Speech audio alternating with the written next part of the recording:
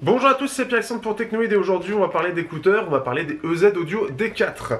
Des EZ Audio D4 qui m'ont été envoyés par Nice HCK, donc sur AliExpress pour ceux qui sont intéressés. Ils coûtent moins de 10 € et c'est ce qui les rend très intéressant pour 10 €, c'est que ils sont très bons, mais après on y reviendra parce que ça ne peut pas plaire à tout le monde. En plus de ça, vous avez droit à une boîte de rangement avec des embouts supplémentaires, donc ça en plaira à plus d'un, quelque chose qui n'est pas négligeable à 10 €.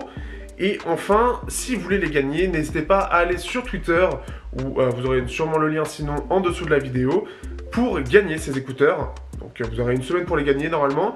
Et donc on part tout de suite sur le test. Donc c'est EZ Audio D4, vous pouvez voir le design, ils sont assez simples. Ce sont en fait des copies, une très grosse inspiration, parce qu'en Chine, les brevets sur le design, etc., ça n'existe pas. Et ils ressemblent énormément au New Force NE700M. 0, c'est un seul driver et ils sont en métal. Donc vous avez une partie métal, l'autre partie est en plastique et ensuite vous avez un écouteur assez fin avec une petite télécommande. Donc juste play pause par contre, mais vous avez aussi un micro. Le reste du câble est en Kevlar. Vous avez aussi un petit scratch pour pouvoir enrouler les écouteurs proprement et ne pas les emmêler dans votre poche. Quelque chose qui est aussi appréciable, même si le scratch est basique, il est fonctionnel. Petite chose que j'apprécie encore, c'est surtout le câble jack qui est coudé et qui aura tendance généralement à être beaucoup plus résistant que des câbles droits. Ça, après, c'est mon avis, mais je préfère personnellement. On va passer tout de suite à l'audio et le confort. Pour le confort, ces écouteurs sont tout simple à mettre, puisqu'ils se mettent de façon basique. Mais le truc, c'est qu'ils sont un petit peu courts, en fait. Soit la partie pour mettre dans l'oreille est un peu trop courte, soit c'est le câble derrière qui est un peu trop vers le milieu de l'écouteur. Et ce qui fait qu'en fait, le souci là-dessus, c'est que cette partie-là va entrer en contact avec ma peau, donc le creux dont vous passez le fil, et il va entrer en contact trop vite. Ce qui implique derrière que j'ai l'impression de ne pas vraiment avoir l'écouteur dans l'oreille. Et c'est un peu dommage. Mais après, c'est juste une sensation, et avec d'autres embouts, ça ira beaucoup mieux. La partie sonore. Donc, la partie sonore, on est sur un son qui est très particulier, qui aura tendance à être neutre et un petit peu brillant, puisque les aigus vont être mis en avant. Et par contre, les basses, elles, vont être assez discrètes. En effet, on n'est pas sur des écouteurs pas chers, mais qui va tout mettre dans les basses. Au contraire, ces EZ Audio sont là pour donner un vrai son, mais un son qui va pas plaire à tout le monde. Donc, ce qui fait que, en fait, vous allez avoir un son qui va être beaucoup plus dans la neutralité, avec des basses qui vont être discrètes, que vous pouvez régler, alors, dans le sens réglé où, si vous bouchez en fait le petit point qu'il y a au dos de l'écouteur, juste au-dessus du E, vous allez pouvoir récupérer plus de basses, parce que justement, ça va enlever ce système où ça va libérer un peu de pression, et en général, c'est comme ça que les basses sont un peu mieux réglées, selon le constructeur bien évidemment, et en faisant ça, ça va vous permettre justement d'avoir un peu plus de basse.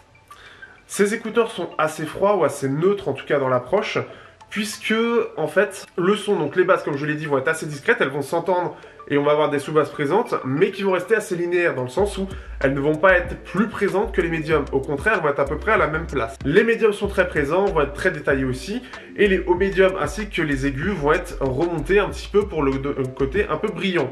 Alors, on est loin de ce que fait les S6 qui sont très brillants pour le coup, trop brillants pour beaucoup, mais ils sont assez brillants pour que ça gêne certains. Ceux qui sont un peu sensibles dans la partie aiguë vont pas forcément apprécier. Néanmoins, c'est quand même bien réglé et il est assez rare de s'en plaindre dans la musique. Par contre, c'est ce qui peut, en tout cas sur certaines musiques que j'ai entendues, c'est la batterie qui ressort beaucoup plus qu'à la normale, à mon sens, parce que le son n'a pas été prévu pour une telle signature. Mais globalement, c'est plutôt pas mal, et ce qui fait qu'en fait, on va avoir un son qui va être vraiment détaillé, et en plus de ça, assez neutre, avec une petite pointe dans les aigus, pour remonter un petit peu le côté brillant et le côté un peu plus clair du son. Ce qui va être aussi intéressant, c'est qu'on a une belle scène sonore, qui est assez large, on a des instruments qui sont bien séparés, donc ce qui fait que c'est aussi l'une des choses aussi qui est très appréciable, c'est ce côté justement vraiment clair que ce soit entre les instruments, etc. En général à 10 €, il est quand même compliqué d'avoir des instruments qui sont aussi bien clairs. Les ED9 sont assez proches dans ce sens, un peu moins détaillés parce que justement les aigus sont un peu moins présents. Les aigus vont redonner un peu plus de détails, en fait, vont donner un peu plus de netteté en fait au son. C'est un peu ça que ça fait.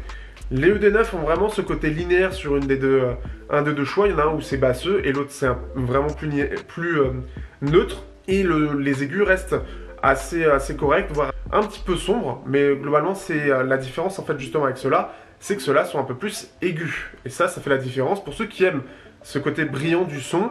Donc c'est un choix.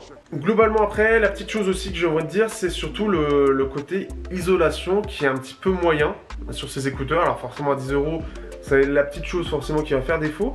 Mais en tout cas, c'est des écouteurs qui sont très intéressants. Ça va en intéresser plus d'un puisque justement, le côté brillant et un peu neutre, bah à 10 € c'est difficile à trouver. En plus de ça, ils sont détaillés avec une belle scène sonore, etc. Et quand je dis détaillé, c'est vraiment très bien détaillé. Pour 10 €, c'est mieux que les ED9. Et c'est même en gros des détails qu'on va retrouver sur des intras à 20 €. Des intras chinois, donc ce que j'ai l'habitude de tester. Donc ça veut dire que c'est vraiment très bien détaillé. C'est même assez surprenant que ce soit aussi détaillé. En tout cas, voilà, si vous êtes prêt à tester des écouteurs à 10 € avec un design assez basique, qui se mettent normalement et pas derrière l'oreille, et surtout qui ont un son qui aura tendance à être brillant mais assez neutre, donc avec des basses qui ne vont pas être présentes, ça va vous intéresser. Si vous recherchez quelque chose qui va être beaucoup plus basseux ou un peu plus fun, un peu plus énergique, ça va être plus les ED9 qui ont ce choix d'avoir ce côté neutre, ce côté basseux selon les petites chambres en métal que vous pouvez changer. Et ça, c'est la grosse force des ED9 qui sont au même prix. Donc après, à vous de faire le choix, mais en tout cas, ils ont cette particularité pour ceux qui sont un peu collectionneurs et qui veulent tester des nouvelles choses, ou ceux qui veulent quelque chose de neutre et très détaillé pour pas cher, vous trouverez votre bonheur sur ces écouteurs. Sur ce, je vous dis à bientôt, merci d'avoir regardé ce test. Merci aussi, n'hésitez pas à partager tout simplement comme d'habitude la vidéo, à liker, à commenter si vous avez des questions.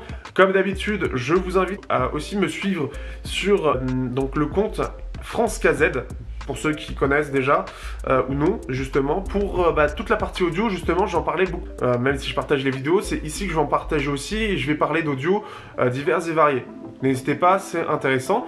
Merci comme d'habitude aux tipeurs. Je suis en train de faire la page actuellement. J'essaie de faire un truc assez simple mais assez efficace. Je sais pas encore vers quoi je vais, mais j'y vais. Voilà un petit peu et je vous dis à bientôt pour un prochain test sur Teknoid.